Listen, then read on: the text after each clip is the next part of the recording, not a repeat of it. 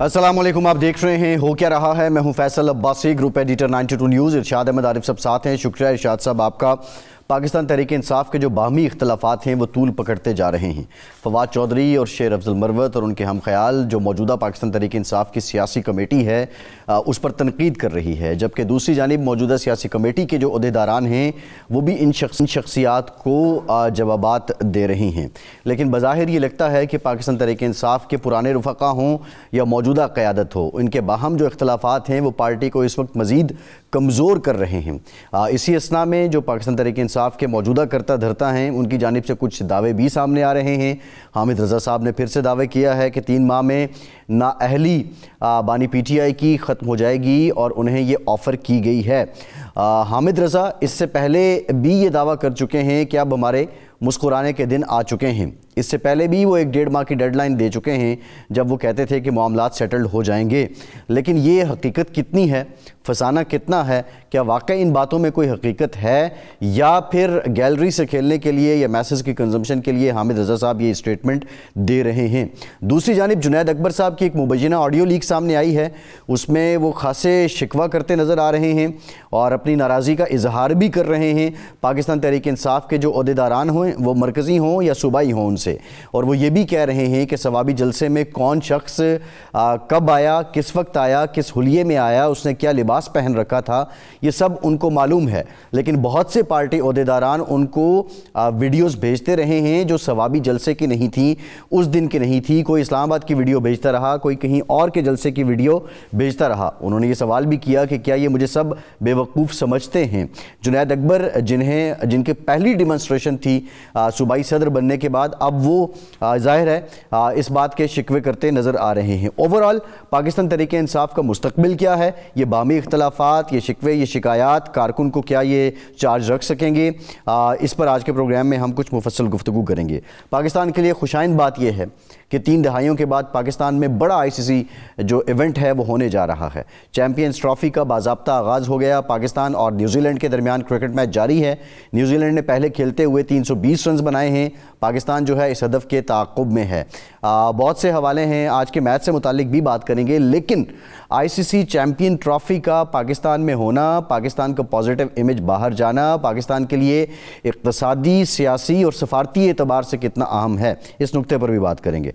और Donald Trump ने तो कह दिया है कि यूक्रेन ही जिम्मेदार है रशिया यूक्रेन जंग, और यूक्रेन के सदर भी हैरान हो रहे हैं कि सऊदी अरब में मुलाकात हो रही है। जो अमरीकी वज़ीर ख़ारजा हैं उनकी, रूसी वज़ीर ख़ारजा की, आगे जंग बंदी के लिए टीमें बनाने की बात हो रही है और उन्हें आगाही नहीं किया गया। ये चल क्या रहा है, इस पर बात करेंगे। इरशाद साहब, जो पाकिस्तान तहरीक इंसाफ है, जुनैद अकबर साहब की अब एक मुबैना ऑडियो लीक सामने आ गई है। हामिद रज़ा साहब का दावा भी है, बाकी जो रऊफ़ हसन वर्सेस फवाद चौधरी या शेर अफजल मरवत वर्सेस सलमान अकरम राजा, ये भी जो चल रहा है, अगर यही सिलसिला रहा, रमज़ान के बाद ये तहरीक चलाने की बात करते हैं, पार्टी को तक़वियत कैसे मिलेगी, पार्टी कैसे ऑर्गेनाइज़ होगी, कारकुन कैसे निकलेगा जब आपस में ही इनके इख्तलाफात गुत्थम गुत्था की हद तक होने पहुँच चुके हैं। वैसे ये तो बड़ी ज़्यादती होगी हम ये कहें कि पार्टी के अंदर इख्तलाफात हैं, क्योंकि ये कोई इख्तलाफ अली अमीन गंडापुर और उमर अयूब के दरमियान नहीं है, वकास अकरम और सलमान अकरम राजा के दरमियान नहीं है, असद कैसर और गौहर अली खान के दरमियान नहीं है। पार्टी तो ये है ना।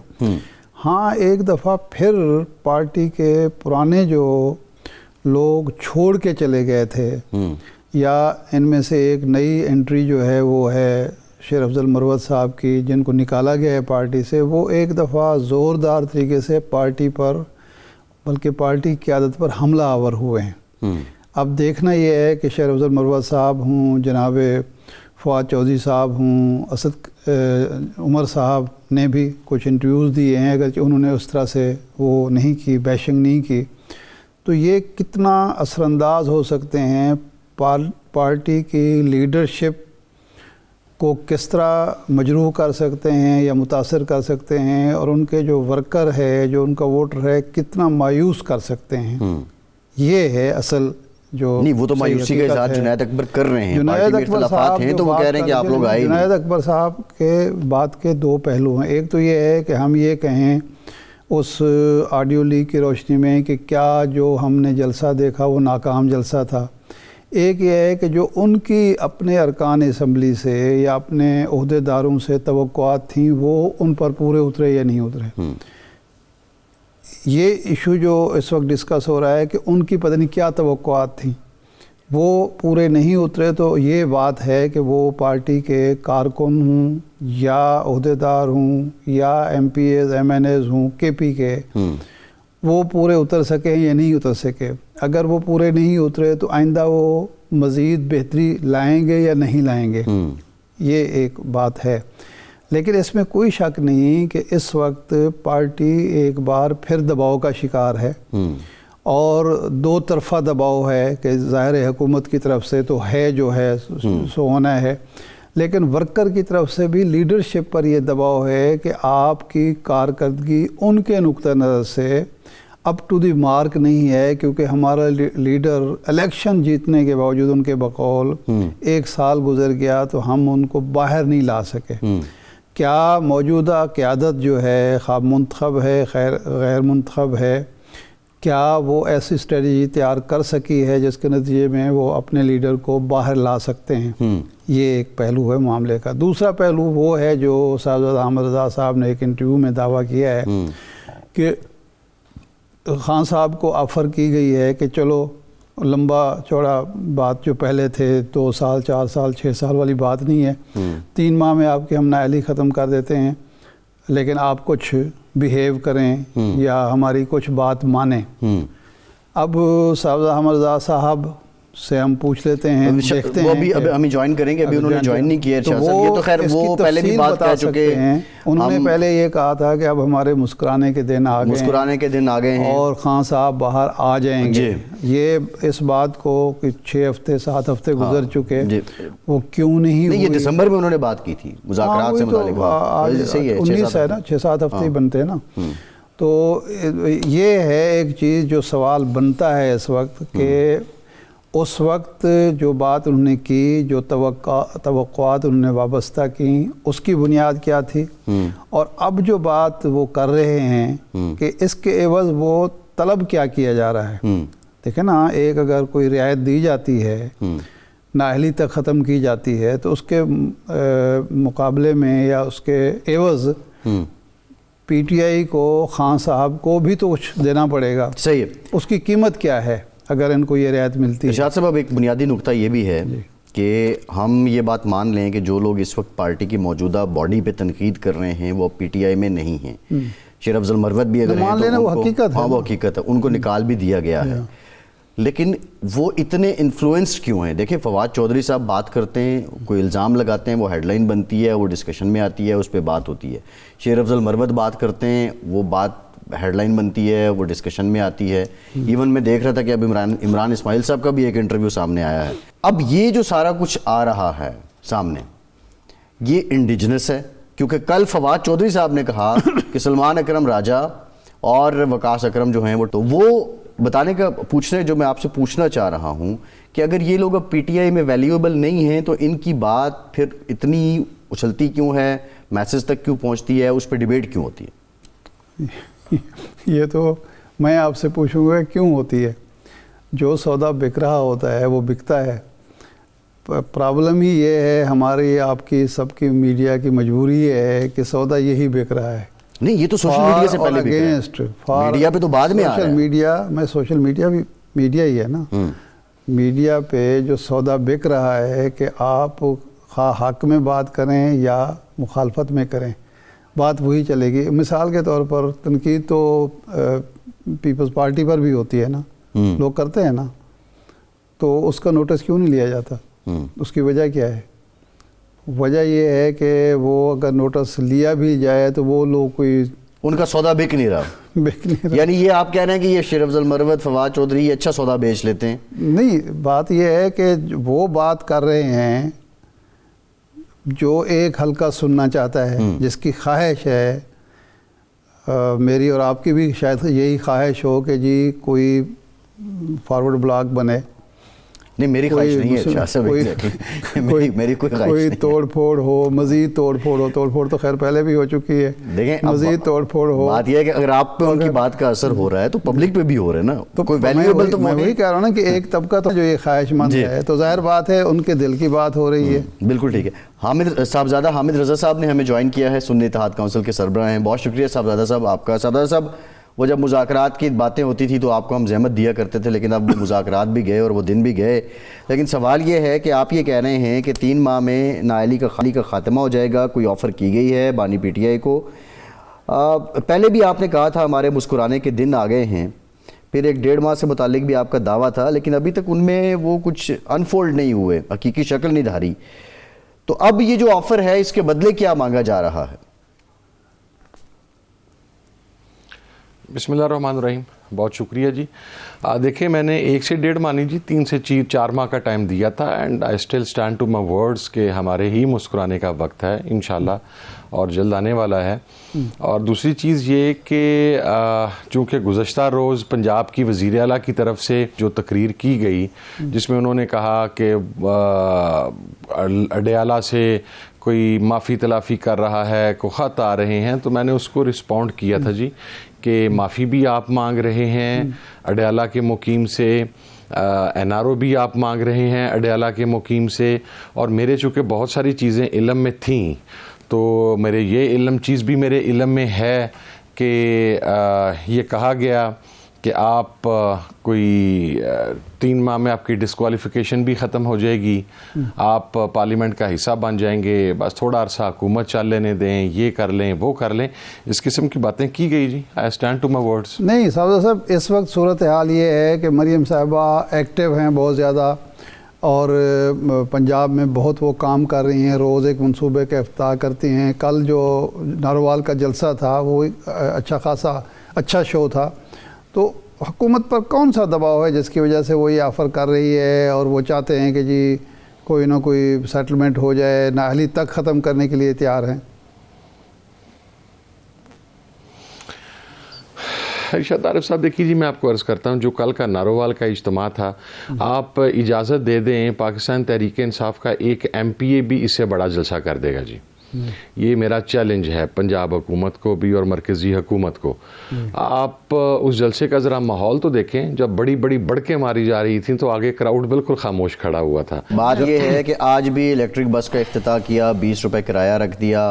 2 दिन पहले उन्होंने कर्जा स्कीम दी, 3 करोड़ रुपए तक जो है वो बिला सूद कर्ज है, 50 लाख रुपए तक कर्ज है, हेपेटाइटिस बाकी दवाइयाँ घरों तक पहुँच रही हैं। तो ये हुकूमत अपने क्रेडिट पे बात ले रही है, लेकिन ये सवाल ये है कि आपकी जो अपोजिशन पंजाब में है, सर, जो आपकी पार्टी पंजाब में, मेरा सवाल वो इन इश्यूज पे बात क्यों नहीं? सर, मेरा सवाल ये था कि आपका क्या दबाव है, जबकि आपके जो पंजाब के ख़ास तौर पर मामलात हैं, आप भी जानते हैं अच्छी तरह से कि आपकी लीडरशिप या रूपोश है या खामोश है, और बहुत सारे मामलात पंजाब में हैं। तो दबाव कौन सा है पंजाब हुकूमत पर या वफाकी हुकूमत पर जिसकी वजह से वो ये ऑफर्स कर रही हैं?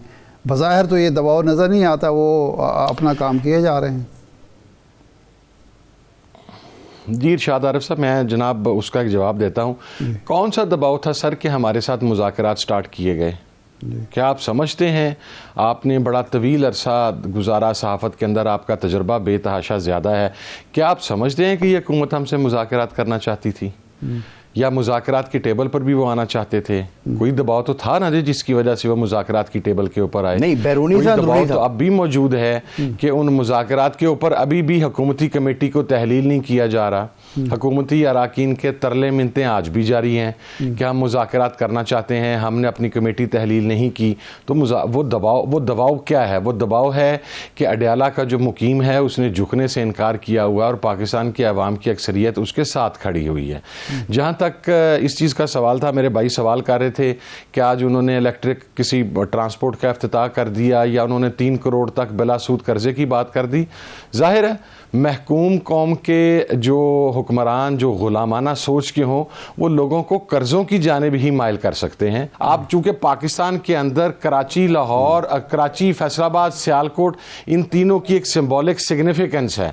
आप ज़रा पंजाब के अंदर, चूँकि फैसलाबाद पंजाब में फॉल करता, आप आ जाएँ सर, मैं नहीं, आपको अच्छा, पंजाब साहब, के साहब, फैसलाबाद साहब, के बात ये सारे है कि जो बड़े जी, इंडस्ट्रियलिस्ट तमाम लोग आपके साथ बिठा देता हूं। साहब, बात ये है कि ये जो कर्ज वगैरह हैं ये तो इक्विटी बेस्ड हैं ही बिजनेस के लिए। एनी हाउ, जो जुनैद अकबर साहब की ऑडियो आई है, आप ये कह रहे हैं कि ये सब कुछ है, लेकिन उनके जो गिले शिकवे हैं वो कह रहे हैं अपनी जमात के लोग मुझे बेवकूफ़ बना रहे हैं और जलसे में आए नहीं और किसी और जगह की वीडियोस भेज दी हैं। तो आप नहीं समझते कि ये जो पार्टी के अंदर एक हलचल है अब ये निचले लेवल तक ट्रिगर डाउन हो रही है और जुनैद अकबर के शिकवे उसी सिलसिले की कड़ी हैं? अच्छा देखिए, मैं सर मेरा सवाल ये है कि जुनैद अकबर का एक ऑडियो आ गया, उस ऑडियो के ऊपर तो पूरा पाकिस्तान का मीडिया उस प्रोग्राम करने के लिए बैठ गया है। जावेद लतीफ़ साहब जो कुछ रोज़ कहते हैं उसके ऊपर तो कोई प्रोग्राम नहीं होता। वो कहाँ के कहते 10 हैं? टाइम्स ज्यादा लीथल है। वो कहाँ के कहते हैं? पॉलिटिकल पार्टीज हैं सर, मेरी यार सुनिए, जो political parties grass root level पर मौजूद हों वहां पर इख्तलाफ राय मौजूद होता है। अब अगर एक पार्टी का इंटरनल इख्तलाफ राय है वो जो सामने आ गया तो it's nothing big, it's nothing new. ये पाकिस्तान के सियासी कल्चर के अंदर होता है, ग्रुपिंग भी होती है, इख्तलाफ राय भी होती है, नुक्ता नज़र का इख्तलाफ भी होता है। लेकिन एक चीज़ जिसके ऊपर तमाम लोग यकसू हैं, एक चीज़ जिसके ऊपर तमाम लोग मुत्तफिक हैं, वो इमरान खान की लीडरशिप है।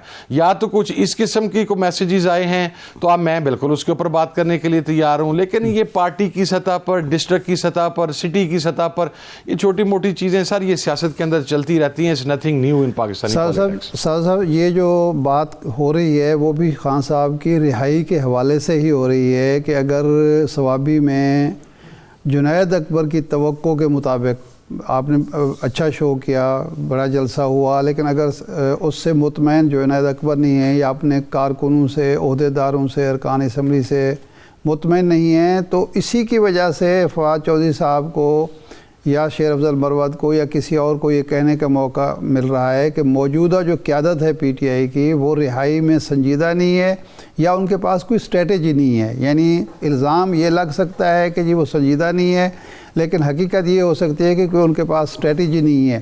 तो जब आप तवक्को कर रहे हैं कि खान साहब रिहा हो जाएंगे और दूसरी तरफ सूरत हाल ये है कि आपके ही साथी जो खान साहब के का दम भरते हैं वो ये कह रहे हों कि जी पार्टी के पास कोई स्ट्रेटजी नहीं है, तो ये कैसे मुमकिन होगा जिसकी आप तवक्को कर रहे हैं? अच्छा सर, इसमें मैं अर्ज़ करूं, वो चूंकि केपीके के सदर हैं जुनैद अकबर साहब और उन्होंने अपने के लिए कोई ना कोई टारगेट ज़रूर फिक्स किया होगा। ज़ाहिर है हर सदर करता है। पंजाब के अंदर आपको अभी आलिया हमज़ा बहुत एक्टिव नज़र आ रही हैं। उन्होंने किसी जगह के ऊपर लोगों से बाज़पुरस की है, तो being the head of that province जो पार्टी के हैं जुनैद अकबर साहब, अगर उन्होंने अपने लोगों से ये बात पूछ ली है कि मसलन मैंने तुम्हें कहा था 500 अफराद लेकर आओ, तुम 200 लेकर आए, तो ये पार्टी का सर इंटरनल इशू है। या तो जलसा फ्लॉप हो तो हम बिल्कुल इस चीज़ को इशू बनाएं। जलसा तवक्कुआत से भी ज़्यादा कामयाब हुआ, इंतहाई शानदार जलसा था, लेकिन उधर का केपीके का सदर शायद इससे भी 2 टाइम्स बड़ा जलसा करना चाह रहा था। तो वो एक अकाउंटेबिलिटी का अगर कोई सिस्टम लेके आ रहा है तो it's nothing bad in it. Party का जाहिर है वो सूबे का सदर है, उन्हें इस्तेहकाक है कि वो अपने लोगों से पूछते रहें। जहाँ तक इस चीज़ का ताल्लुक है कि इमरान खान की साहब की रिहाई के हवाला से स्ट्रेटजी देखें, इमरान खान साहब की रिहाई के हवाला से सबसे बड़ा जो आप ये कह सकते हैं कि एक हर्डल हो सकती थी वो ये थी कि हमें पब्लिक सपोर्ट ना होती। पब्लिक सपोर्ट हमारे साथ है। आपने देखा 24 तारीख से जिस तरह लोग इस्लामाबाद पहुंचे, फिर 26 का मैसेकर हुआ, उसके बाद पूरे मुल्क के अंदर अनरेस्ट हुआ। अभी आपके सामने इंशाल्लाह ये ग्रैंड अपोजिशन अलायंस का जो मार्का है ये अगले चंद दिनों के अंदर कंप्लीट हो जाएगा और ईद के बाद हम इंशाल्लाह बड़ी तैयारी के साथ, इस मरतबा बड़े कंप्रीहेंसिव किस्म की तैयारियों के साथ हम बाहर निकलेंगे। तो ये जो इख्तलाफ राय है या ये जो बाज़पुरस है, ये पार्टी के ओहदेदारान अपने district level, city level, division level या रीजन लेवल के लोगों से कर रहे हैं। तो मेरा ख्याल है इससे परफॉर्मेंस बेहतर होगी, प्रोग्रेस मज़ीद बेहतर होगी, चूँकि शायद जुनैद अकबर साहब भी सेंस कर रहे हैं कि अगले मरतबा हम जिस मार्के के लिए आ रहे हैं वो बहुत बड़ा मार्का होगा, तो वो उसके लिए पूरी तैयारी करनी चाह रहे हैं। मेरा नहीं ख्याल कि इसके अंदर कोई ऐसी चीज़ है ये फरमाएं कि मसला बनाया जाए। मौलाना के हवाले से आपके ख़ास तौर पर आपके तहफ़्फ़ुज़ात थे और वो उसका आप बरमला इजहार भी किया करते थे, अब आपके तहफ़्फ़ुज़ात ख़त्म हो गए हैं। क्या आपके ख़्याल में मौलाना वाकई यकसू हैं, वो अपोजिशन के साथ चलना चाहते हैं? एक सवाल। और मौलाना के क्या तहफ़्फ़ुज़ात हैं जिसकी वजह से वो आपसे मुतालबा करें, यानी PTI से मुतालबा करें कि पहले हमारे तहफ़्फ़ुज़ात दूर करें, हमारे साथ मुआहदा करें, फिर नया इत्तेहाद तश्कील पाएगा। तो वो किन तहफ़्फ़ुज़ात का इज़हार कर रहे हैं, कुछ बता सकते हैं आप? अच्छा इरशाद आरिफ साहब, मेरा आपको तो आपके इल्म में है, मेरे वालिद साहब की और मौलाना की राइवलरी और उसके बाद हमारे ख़ानदान की राइवलरी, तमाम चीज़ें। लेकिन आप जब एक इत्तेहाद के अंदर होते हैं और आपके आगे एक ग्रेटर इंटरेस्ट होता है तो उसके अंदर बाज़ औक़ात आपकी ज़ाती राय जो है उसकी हैसियत वो नहीं रह जाती और ग्रेटर इंटरेस्ट के अंदर वो होनी भी नहीं चाहिए। तो मैं तो इसके ऊपर क्लियर हूँ कि जब एक इनिशिएटिव लिया है तो ठीक है, हम खलूस दिल के साथ उसका कोशिश कर रहे हैं। मौलाना साहब देखें, ग्रैंड अलायंस के अंदर दो ही पार्टीज़ हैं जिनकी को बेसिक रिजर्वेशंस थी या हैं आपस में, एक पाकिस्तान तहरीक इंसाफ और दूसरी JUIF। अच्छा, उसके अंदर चूंकि हार्ड हिटर्स दोनों साइड से हार्ड हिटिंग करते हैं, सीज़ फायर करवाने की कोशिश की जाती है, मौलाना की जमात के लोग, उनके भाई, उनके ख़ानदान के दीगर अफराद KPK की गवर्नमेंट के हवाले से को बात करते हैं, फिर वहाँ से रिस्पॉन्स आता है। तो वो इससे KP और इससे रिलेटेड ही चीज़ें हैं, वो कोई इतनी बड़ी चीज़ें नहीं हैं कि जो सेटल ना हो सके। इसी वजह से उसके ऊपर 2 रुकनी कमेटी बनाई गई थी जिसके अंदर साबिक स्पीकर कौमी असम्बली असद कैसर साहब और JUIF की तरफ से कामरान मुर्जा साहब, सेनेटर साहब जो हैं, वो तमाम चीज़ों को सेटल कर रहे हैं। उनकी इसके ऊपर 2-3 मीटिंग्स भी हो चुकी हैं और अब वो अपनी रिपोर्ट अपनी पार्टी लीडरशिप को पेश करेंगे और फिर उसको ग्रैंड अलायंस की मीटिंग के अंदर लाया जाएगा और वहाँ पे ये डिस्कस किया जाएगा। लेकिन इस बात के ऊपर बहरहाल एक इत्मीनान था कि जो आज से कुछ अर्सा पहले तक एक दूसरे की शक्ल देखने के रवादार नहीं थे, एक दूसरे की बात सुनने के रवादार नहीं थे, आज वो कम से कम एक टेबल के ऊपर बैठकर अपने जो रिजर्वेशंस हैं वो एक दूसरे के सामने बयान कर रहे हैं, मामले को सेटल करने की कोशिश कर रहे हैं और ग्रैंड अपोजिशन अलायंस बनाने की कोशिश कर रहे हैं। तो पॉजिटिव डेवलपमेंट है। मेरा ख्याल है इसे हमें चंद दिन और देने चाहिए, इसके असरात और इसके जो तमाम चीज़ें हैं वो आपके सामने आ जाएंगी जी इंशाल्लाह। ये चूँकि आपका जो यक निकाती मुतालबा है वो तो यानी इत्तेहाद का जो हो सकता है वो तो यही होगा कि आइन के मुताबिक मामलात चलें और नए इलेक्शन कराए जाएं। क्या ये इत्तेहाद इंतखाबी इत्तेहाद होगा? इलेक्शन में भी फिर आप लोग ये इत्तेहाद इकट्ठा जाएगा या यूँ ही इलेक्शन का ऐलान होता है या आपकी मंजिल हासिल होती है ये फिर तितर बितर हो जाएंगे, फिर लड़ाई शुरू हो जाएगी, फिर वो बातें शुरू हो जाएंगी? अच्छा इरशाद साहब, आरिफ साहब, ऐसे है कि अभी तो यकनुकाती एजेंडा है, बिल्कुल आपने बजा कहा, वो है supremacy of the constitution of Pakistan और नए इंतखाबात, आज़ादाना और शफाफ इंतखाबात और एक गैर जानबदार इलेक्शन कमीशन के ज़ेर निगरानी। इस बात के ऊपर तो इत्तफ़ाक़ राय है। अब इसे इंतखाबी इत्तेहाद कहना ये कबल अज़ वक्त होगा। इस इत्तेहाद के अंदर शामिल पाकिस्तान तहरीक इंसाफ, MWM, SIC, वो तो ऑलरेडी पिछला इंतखाब भी उन्होंने इकट्ठे मिलकर लड़ा है। लेकिन अभी ये कहना कि बाकी तमाम पार्टीज़ भी साथ मिलकर लड़ेंगी ये कबल अज़ वक्त होगा। ये जब हम ऐसा ऐसा वक्त के साथ आगे बढ़ेंगे और ज़्यादा टाइम नहीं लेंगे तो जब ट्रस्ट डेफिसिट ख़त्म होगा और एक दूसरे के ऊपर एतमाद बहाल होगा तो फिर ये चीज़ें आगे बढ़ेंगी जी, ज़ाहिर है बढ़ सकती हैं। लेकिन अभी एज इफ़ नाउ इंतखाबी इत्तेहाद के हवाले से कोई बात नहीं हुई जी।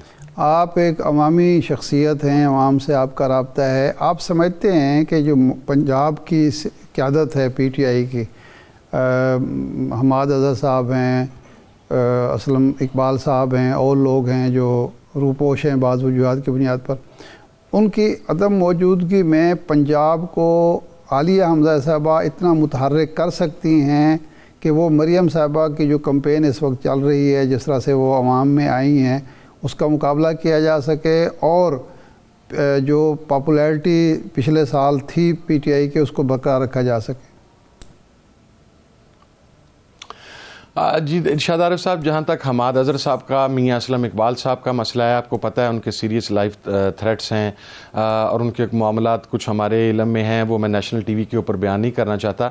लेकिन मैं ये समझता हूँ कि आलिया हमज़ा साहबा को इन दोनों शख्सियात की मुकम्मल तावन भी हासिल है और मुकम्मल सपोर्ट भी हासिल है। मसलन अभी आज से 2 रोज़ पहले वेस्ट रीजन की एक मीटिंग हुई, उस मीटिंग के अंदर ये तमाम वो जूम लिंक के ज़रिए हुई, उसके अंदर ये तमाम लोग वहाँ पर मौजूद थे।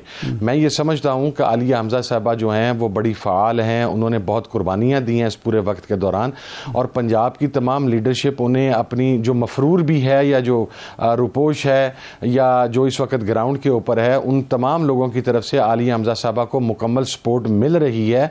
और देखें, there is no comparison between Aliya Hamza and Maryam Nawaz ji, जिसके पास पूरे पाकिस्तान और पूरे सूबा पंजाब की बिलखुसूस अवामी सपोर्ट है, पाकिस्तान तहरीक इंसाफ के उनके इत्तेहादियों के रहनुमाओं की सपोर्ट है। तो there is no comparison between a genuine political worker और एक मौरूसी सियासत में आए हुए फ़र्द का आपस में मुकाबला नहीं हो सकता। और मेरा ख्याल है कि आप एक माह के अंदर अंदर देखेंगे कि आलिया हमज़ा इस रेस के अंदर मरियम नवाज़ को बहुत पीछे छोड़ देंगी जी, इंशाल्लाह। जी ठीक, बहुत शुक्रिया साहबजादा हामिद रज़ा साहब। आपके एक ब्रेक के बाद वापस आएंगे, चैंपियंस ट्रॉफी का जिक्र करेंगे, हमारे साथ रहिए।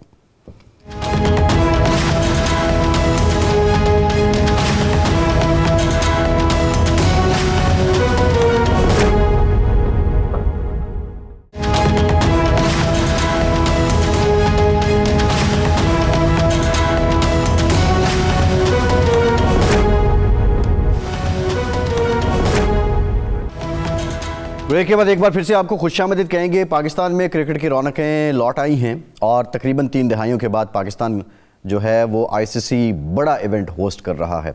आईसीसी चैंपियन ट्रॉफी का बाकायदा आगाज़ हो गया। कराची नेशनल स्टेडियम में रंगारंग तकरीब हुई, सदर मुमलिकत इसमें शरीक हुए, वज़ीर आला सिंध हुए, आसिफा भुट्टो जरदारी साहिबा हुई, और क्रिकेट के दुनिया के तमाम जो इस वक्त के स्टार्स हैं उनकी नज़रें इस पे हैं और वो भी शरीक हुए। पाकिस्तान का एक पॉजिटिव इमेज ऑब्वियसली दुनिया को जाएगा। बहुत अरसे के बाद पाकिस्तान में क्रिकेट मुअत्तल भी रही।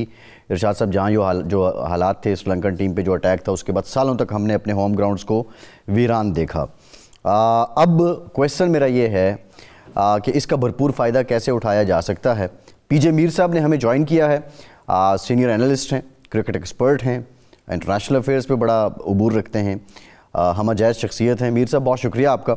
मीर साहब, आज पाकिस्तान में तकरीबन 3 दहाइयों के बाद आईसीसी चैंपियन ट्रॉफी, आईसीसी बड़ा इवेंट हो रहा है। जो मैच चल रहा है उस पर हम आएंगे, लेकिन पाकिस्तान के लिए ये कितना बड़ा मौका है कि एक जानिब हमारे economic crisis, positive image of Pakistan, इसका भरपूर फ़ायदा कैसे उठाया जा सकता है?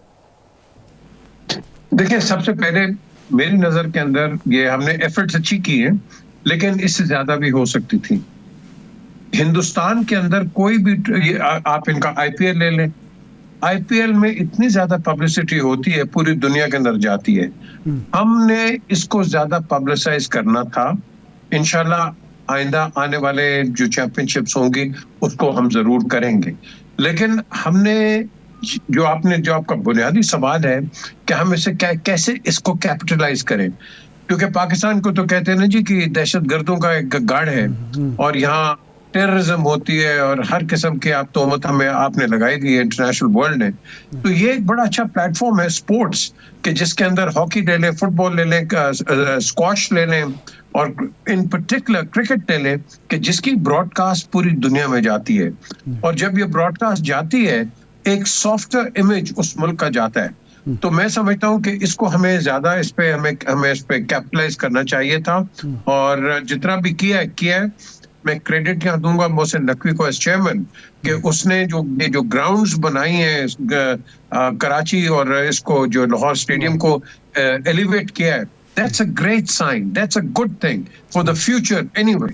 बट यस, आपका सवाल बिल्कुल जायज है कि we could have done a lot more, क्योंकि इसमें डिफ्यूजन होती है, इसमें एक पब्लिक पीआर होती है, मुल्क की पीआर होती है, जिसको सब ने मिलके इसको हमें आगे लेके जाना है। और किसी एक इंडिविजुअल पॉलिटिकल पार्टी को, किसी को भी इस पे मैं समझता हूँ पॉइंट स्कोरिंग नहीं करनी चाहिए। अच्छा, मेरे साहब ये फरमाएं कि इसमें एक जो मामला सामने आया वो भारत की हस्ब आदत, हस्ब रिवायत हट धर्मी है, और उसकी टीम ने आने से इनकार किया। क्या बाद लोगों का ये ख्याल था कि हमें भी इस हवाले से सख्त मौक़िफ़ लेना चाहिए, लेकिन हमने थर्ड एवेन्यू जो था उसको कबूल कर लिया। ये हमारी सफारती कामयाबी है और इससे वाकई भारत का इमेज मजरूह हुआ है। आईसीसी और दूसरी जो बोर्ड्स हैं उनको ये सोचने का मौका मिला है कि भारत एक हरधर्म रियासत है जो खेलों में भी सियासत को लाती है। तो हम कामयाब रहे इसमें 2-3 सवाल इसके जवाब बनते हैं। एक, अगर हम ना खेलते फाइनेंशियल हमें बहुत लॉस होना था, पर्टिकुलरली इंडिया के साथ। जी इंडिया के साथ हम खेल रहे हैं यूएई के अंदर। अब जितना भी हमारा जो प्रॉफिट आता है इंडिया का भी और पाकिस्तान का भी, वो आप देखें कि आप वर्किंग जो प्रॉफिट है वो सारा यूएई चला जाएगा, क्योंकि वहां के भी एक्सपेंसेस होंगे, होटलिंग होगा दोनों टीमों के, फिर उसके बाद lots of other hidden expenses जो कि आप आएंगे, जो कि मैं समझता हूँ कि दोनों बोर्ड्स को मिल सकते थे। ये बड़ी इंपॉर्टेंट बात है, क्योंकि मीर साहब वो पीसीबी की मैनेजमेंट में भी रहे हैं और वो इसको बड़े करीबी भी समझते हैं कि इसमें टेक्निकलिटीज़ क्या हैं। इस सारे अगर ये जो थर्ड वेन्यू पे भारत अब खेल रहा है तो इसका पाकिस्तान को फ़ायदा क्या है या इससे मज़ीद फ़ायदा कैसे लिया जा सकता था। जाद साहब, ऑल दो आपकी तो मतलब फील्ड नहीं है क्रिकेट, लेकिन अभी जिस तरीके से पाकिस्तान बैटिंग कर रहा है वो बड़ा अलार्मिंग है। मतलब हमें रिक्वायर्ड रन रेट जो चाहिए वो तकरीबन हमें 7.73 का चाहिए और अभी हम 2.92 से बैटिंग कर रहे हैं, 2 हमारे आउट हो चुके हैं। मुझे तो अभी तक बैटिंग हिकमत अमली इनकी नहीं समझ आ रही है। हम जो हमारी टीम है और हम क्रिकेट बाई चांस पर पूरा यकीन रखते हैं, ईमान रखते हैं। तो हमारा तो यही होता है कि बाई चांस जो है हमारी टीम बहुत अच्छी खेल सकती है। टीम हमारी बहुत अच्छी है, पिछले दिनों भी उसकी परफॉर्मेंस बहुत अच्छी रही है। 2 साल पहले भी चैम्पियंस ट्रॉफी आखिर हमने ली ना, तो लेकिन जो बाई चांस होता है, फिर बाई चांस तो बाई चांस है, हो भी सकता है। एक तो हमारे साथ बदकिस्मती ये हुई कि वो इंजर हो गए फ़खर जमान, लेकिन अब वो बैटिंग करने आए हैं दोबारा। अब आए हैं, लेकिन वो जाहिर बात है उसका हमें ओपनिंग वो करते तो हाँ, वो एक अटैकिंग प्लेयर है, नेचुरल प्लेयर है, उस पर आ जाए। मीर साहब, आप ये बता रहे थे, आप बता रहे थे, आप ज़रा वो कंप्लीट कर लें, फिर आज के मैच पे भी आएंगे कि इंडिया का पाकिस्तान ना आना, इसके प्रॉज एंड कॉन्स क्या हैं। देखिए जी, हमें हमेशा इंडिया ने लेट डाउन किया है, हमेशा, स्पोर्टिंग वाइज भी और पॉलिटिकली भी। आप कभी भी चले जाओ, इन्होंने लोग प्लांट किए हुए, व्हाइट हाउस के बाहर भी किए हुए, जिनेवा में भी बाहर किए हुए, यूनाइटेड नेशंस के, और ये पाकिस्तान के खिलाफ प्रोपेगेंडा करते रहते हैं। यहाँ अनफॉर्चुनेटली यही चीज इनकी जो ये, मैं क्या इनको कहूँ, सरगर्मियां जो है ये लेके आ जाते हैं स्पोर्टिंग फील्ड के अंदर। इंडिया के लड़के खुशी से खेलना चाहते हैं पाकिस्तान में। ये जो इनकी जो इंडियन जुंटा है और इंडियन ये जो इनकी जो गवर्नमेंट है, ये जो है ये नहीं चाहती। इनकी जो इंडियन क्रिकेट बोर्ड है वो भी यही चाहेंगे कि खेलेंगे हमसे, लेकिन अनफॉर्चुनेटली मैं जैसे पहले भी बात हो रही थी, उनको एक झटका पड़ा है, उनको एक उनकी बेइज्जती हुई है इंटरनेशनल फील्ड के अंदर कि पाकिस्तान विलिंग है, पाकिस्तान खेलना चाहता है, लेकिन आपने एक ऐसी नॉन क्रिकेटिंग बात की है कि वो कहते हैं ना अंग्रेजी के अंदर, इट्स नॉट क्रिकेट। और ये जो आपने ये जो बात की है, मैं समझता हूँ इन्होंने खुद अपने आप को नुकसान पहुंचाया है। अब आप मुझे बताओ, आपको तो बड़ी तकलीफ थी कि भाई सिक्योरिटी इंडियन टीम है, तो फिर इंडियन एम्पायर्स ना भेजो पाकिस्तान के अंदर। क्या इंडियन एम्पायर्स की सिक्योरिटी का मसला नहीं है? हाँ, वो भी तो शहरी है। एग्जैक्टली। अच्छा मीर साहब, आज के मैच पे जरा कमेंट कर दें। एक तो बॉलिंग जो हमने की, 320 रन खा लिए, और दूसरा बैटिंग जिस तरीके से हमने आगाज किया, आप नहीं समझते कि एक प्लेयर की, नेशनल प्लेयर की जो बॉडी लैंग्वेज होनी चाहिए, as a team body language होनी चाहिए, हम उसको कहीं जाके लैक कर रहे हैं? आज के मैच से भी यही लग रहा है। देखें जी, हमारी बॉलिंग बड़ी वेवर्ड गई है। आप देख लें कि हमारे बॉलर्स ये 6-6-8 पे गए। अब आप मुझे बताओ, आपका 2 स्ट्राइक बॉलर्स, उनकी जो एवरेज निकलती है ओवर 6, और फिर उसके बाद आपका जो मेन स्ट्राइक बॉलर है रऊफ, वो 8 पे गए। अब आप मुझे बताओ, 83 runs in 10 overs, that's not ये कोई मजाक नहीं है। There is something wrong। Wrong क्या है कि उसको बताने वाला कोई नहीं है कि भाई तुमने सिर्फ ऐसी विकेट के ऊपर लाइन पे रखना है और आगे थोड़ा खिलाओ। आपने देखा थोड़ा सा वो पीछे करते हैं, शॉर्ट ऑफ गुड लेंथ, वो आपको पुल कर देते हैं। तो दैट मीन्स कि विकेट के अंदर इतनी जान नहीं है, तो आप आगे उसको खिलाओ। एक क्रिकेटिंग का वर्ड है, खुच के अंदर खिलाओ, बिल्कुल मिडल एंड ऑफ, और विकेट टू विकेट गेंद करो, ताकि अगर वो मिस करेगा तो वो बोल्ड होगा। आप उसको विड्थ दे रहे हो, दोनों ये तीनों बॉलर्स जो है विड्थ दे रहे हो, विड्थ दोगे तो ऐसी क्रिकेट के अंदर तो आपको मार पड़ेगी। तो यही चीज हुई है। फिर उसके बाद आपके जो स्पिनर्स हैं वो भी 5 पे गए सारे।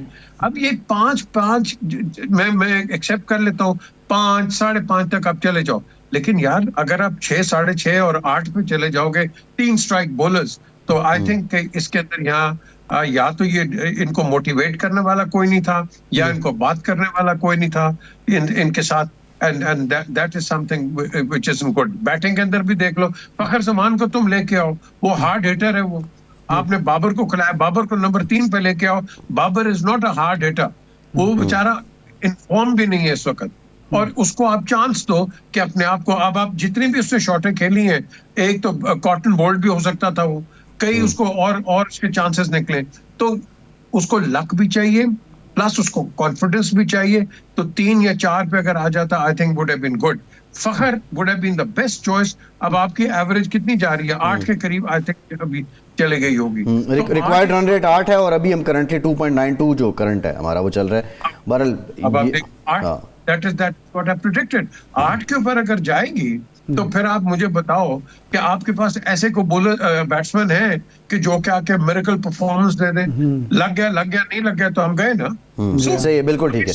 कुछ अब इरशाद साहब अच्छा, मेरा ख्याल है सियासत पे आते हैं, लेकिन बैनुल-अक़वामी सियासत पे एक मैं सवाल आपसे कर लूँ, क्योंकि आप मामलात को समझते हैं। ये जो यूक्रेन जंग के हवाले से गुफ्तगू हुई है अमेरिका और रूस के दरमियान, ये बड़ी अजीब सी बात मुझे लग रही है कि वो सऊदी अरब में हुई है, और वहाँ ये बात होना, यानी मिस्र में होती कोई काबिल फ़हम थी, यूरोपी किसी मुल्क में होती ये बातचीत काबिल फ़हम थी, सऊदी अरब को रूस ने भी और अमेरिका ने भी क्यों मुंतखब किया? पहला सवाल तो ये है। दूसरा सवाल ये है कि अमेरिका ने, ट्रंप एडमिनिस्ट्रेशन ने एक बात तस्लीम कर ली कि यूक्रेन जंग में रूस का कोई ज़्यादा कसूर नहीं था, ये यूक्रेन ने शुरू किया, ये यूरोप ने शुरू किया और अमेरिका की सबका एडमिनिस्ट्रेशन इसके साथ थी।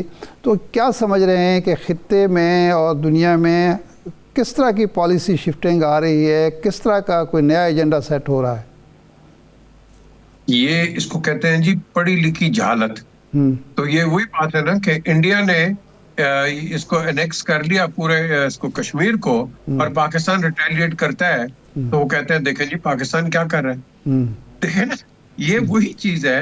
यूक्रेन को एनेक्स कौन करने की कोशिश कर रहा है? रशिया एनेक्स करने की कोशिश कर रहा है। अब तो वो कह रहा है कि जो एरिया उसने एनेक्स किया हुआ है वो वापस नहीं करेगा। और ये जो टॉक्स हुई हैं इसके अंदर टर्की क्यों बैक ऑफ कर गया? तुमने पहले तो उसको बुलाया नहीं और अब तुम उसको बुला रहे हो, तो वो बैक ऑफ हो गए। और ज़ेलेंस्की ने क्या कहा है? ज़ेलेंस्की को अब आप देखो, वो भी एक डिसअपॉइंटेड हो गया, उसने अपनी डिसअपॉइंटमेंट दिखाई है, क्योंकि उसकी प्रेसिडेंसी के ऊपर भी डोनाल्ड ट्रंप ने क्या एक क्वेश्चन मार्क डाल दिया, क्या इज ही पॉपुलर देयर और नॉट। और भाई तुम कौन हो? Who are you? Are you the international policeman? आप क्या ग्लोबल पुलिसमैन हो कि जो आप शाह ऑफ ईरान के जमाने के अंदर आए हो, शाह को इंस्टॉल भी करते हो, शाह को अनइंस्टॉल भी करते हो? क्या आपने यही पॉलिसी रखनी है? आपने बिल्कुल सही कहा। ये जो पॉलिसी है मेरी नजर के अंदर ये शॉर्ट टर्म अमेरिकन पॉलिसी है, ये लॉन्ग टर्म पॉलिसी नहीं है, ये रेडिकल पॉलिसी है। और ये पॉलिसी जो है ये ऐसी पॉलिसी है कि इसके अंदर आप कहीं भी, जिसको हम कहते हैं पॉलिटिकल रिव्यूज या यू टर्न्स, ये कहीं भी हो सकता है। मैं आया ना कनाडा के अंदर, मैं आते ही 1 फरवरी कर दूंगा, मैं 1 फरवरी को ये कर दूंगा, फिर उसके बाद मेक्सिको ये कर दूंगा। मेक्सिको ने जवाब दे दिया ना उसकी प्रेसिडेंट्स ने कि ठीक है, हम तेल भी आपसे नहीं लेंगे, आपके गुड्स भी आपसे नहीं लेंगे, आप ही की इंडस्ट्री बंद होगी, तो हमें क्या? तो वो चुप हो गए ना, तो अब नहीं अमेरिकन बोल रहे। ये जो रूस को या पुतिन को स्ट्रेंथन किया जा रहा है ट्रंप अपने इक़दामात से, देखें ना, ओपेक और रूस का भी एक हमेशा तेल के इशू पर होता था, राइवलरी तो है, लेकिन अब सऊदी अरब एक अहम मुल्क है ओपेक का, और वो रूस उसके साथ खड़ा है या वहाँ मुज़ाकरात कर रहा है। तो इससे नेटो टूट सकता है आपके ख्याल में, और यूरोप जो है अमेरिका से अपने रास्ते जुदा कर सकता है? देखिए जी, नेटो क्या है? सिर्फ अमेरिका है।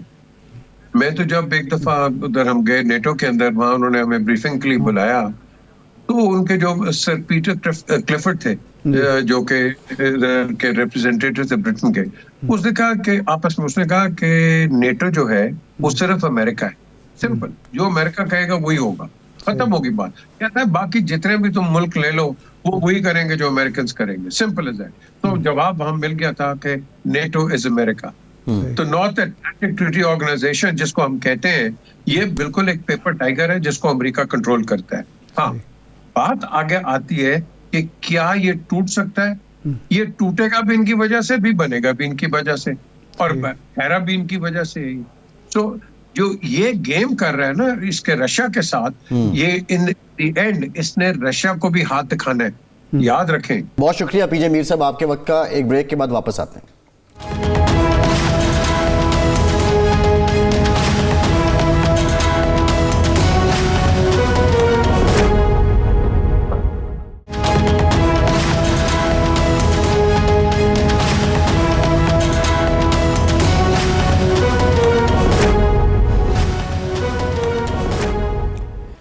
ब्रेक के बाद एक बार फिर से आपको खुशामदीद कहेंगे। इरशाद साहब, ट्रंप ने जो कहा कि जंग की जिम्मेदारी यूक्रेन पे आयद होती है, लेकिन सवाल ये है कि यूक्रेन तो बेसिकली जो जंग सारी लड़ रहा है वो तो अमेरिकी सपोर्ट से लड़ रहा है, और जो बुनियादी मकसद तो जो रीजन डिस्टेबलाइज हुआ वो रशिया यूक्रेन जंग के बाद, तो यूक्रेन अगर चाहता तो इस जंग को अवॉइड भी कर सकता था अगर जिम्मेदारी उस पर आयद होती है। तो दैट मीन्स कि ट्रंप ये कह रहे हैं कि ये जिम्मेदारी अमेरिका पे आयद होती है। देखिए, 2-3 चीज़ें हैं जो मिसकैलकुलेट हुई अमेरिका की तरफ से और यूरोप की तरफ से भी। नंबर 1, ये जंग क्यों शुरू हुई, क्या ज़रूरत पड़ी? ये कि जब नेटो ने ऐलान किया कि हम मेंबर बनाएंगे यूक्रेन को नेटो का, इसका मतलब ये था कि नेटो अब डायरेक्ट सरहद पे आके बैठेगा रूस की, और जब भी कोई हुआ तनाज़ा हुआ तो नेटो डायरेक्ट हमला करने की पोजीशन में था। ये यूक्रेन था, एक बफर जोन था, तो वो बफर जोन आप तोड़ रहे थे, यहाँ से तनाज़े का आगाज़ हुआ।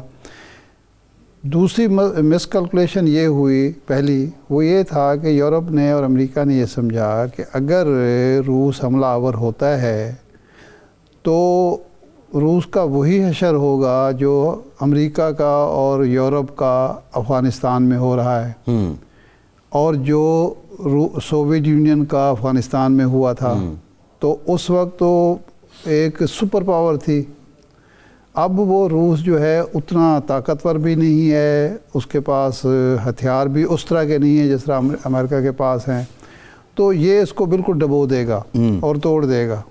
लेकिन लगता यूँ है, जो बाद के हालात सामने आए, कि रूस ने उसकी पूरी तैयारी की थी, पुतिन ने, और ना यूरोप ने कोई तैयारी की थी और ना ज़ेलेंस्की ने की थी, यूक्रेन ने की थी। नतीजा ये हुआ कि जो ही हमला हुआ, हमले के बाद बजाय मईशत ख़राब होने के रूस की या मईशत तबाह होने के, उसने बचा लिया, उल्टा यूरोप को डिस्टर्ब कर दिया, सप्लाई बंद करके। उसके मुकाबले में यूरोप डिस्टर्ब हो गया और महंगाई की बहुत बड़ी लहर आ गई। अच्छा, एक तो ये हुआ। दूसरा ये था कि नेटो रूस भी कब्ज़ा नहीं कर सका, जो उसके अज़ाइम थे पूरे नहीं हुए। वो अगर जंग मुख्तर अरसे के लिए चाहता था वो नहीं हुई, लेकिन जो मकासद अमेरिका के थे, जो यूरोप के थे, वो भी पूरे नहीं हुए कि वो उसको रोक भी नहीं सके और उसको तबाह भी नहीं कर सके, कमज़ोर भी नहीं कर सके। अब सारा असलहा और पैसा जो है यूरोप और अमेरिका का लग रहा है, और जो तवक्कुआत थी यूक्रेन से वो पूरी नहीं हुई। लेकिन इसमें जो दिलचस्प पहलू है वो ये है सऊदी अरब में इस इजलास का होना। सऊदी अरब में ये इजलास अगर मिस्र में होता, किसी यूरोपीय मुल्क में होता, तो उसकी और डायमेंशंस थी। इसका मतलब है कि सऊदी अरब अब इस इलाके का प्लेयर है जी, रूस की नज़र में भी और अमेरिका की नज़र में। ये इंपॉर्टेंट बात है। प्रोग्राम का टाइम का बहुत शुक्रिया आपका। आज के प्रोग्राम से इतनी इजाज़त दीजिए।